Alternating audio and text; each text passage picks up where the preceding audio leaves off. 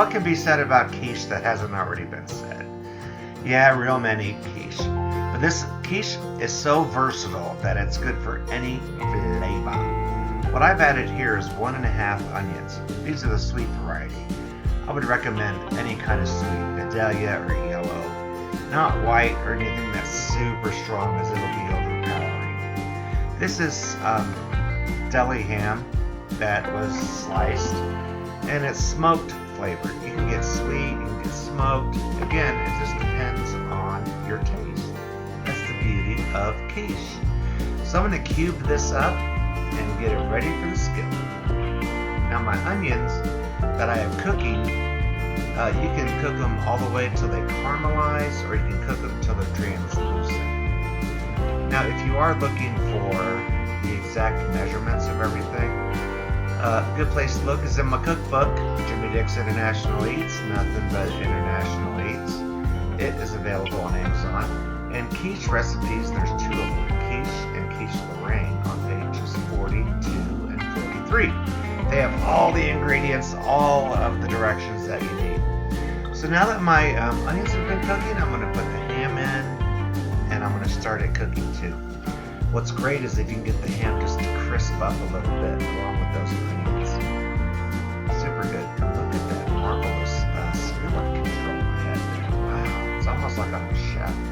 Just kidding. So, once these cook down a little bit more, we're going to add something else. You know what that is? Besides salt and pepper, which is to the taste. That's right, some portobello mushrooms that have been chopped. I'm going to stir those around again with a little bit of salt and pepper.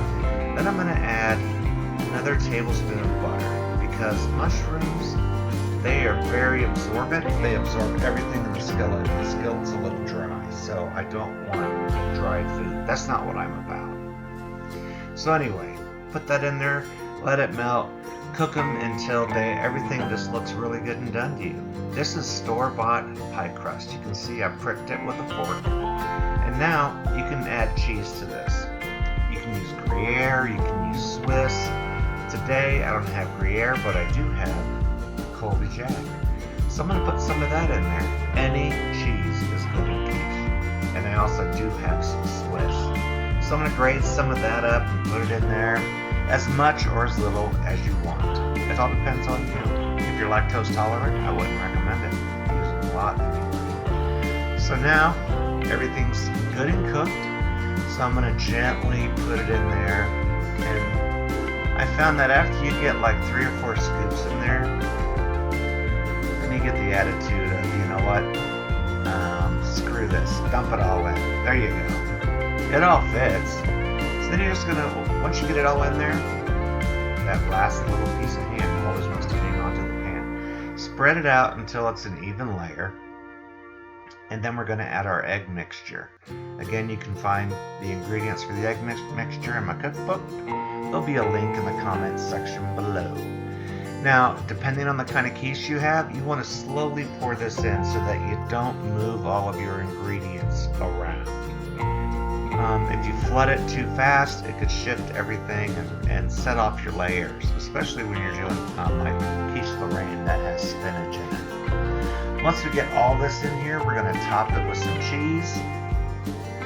Again, I'm using some Swiss and some Colby Jack. Once we get that done, we're going to slam this baby in the oven at 375, and we're going to cook it for 45 minutes. Actually, it's like 40 to 45. Depends on your oven and the vessel that you're cooking the quiche in. But after that little bit of time, this is what you get. Booyah! Wafting. It's so good. So this has been sitting now for about 30 minutes. That's the minimum that you want to wait before you cut into it. You just want to make sure everything gets set up really good. So I'm going to cut this little piece out.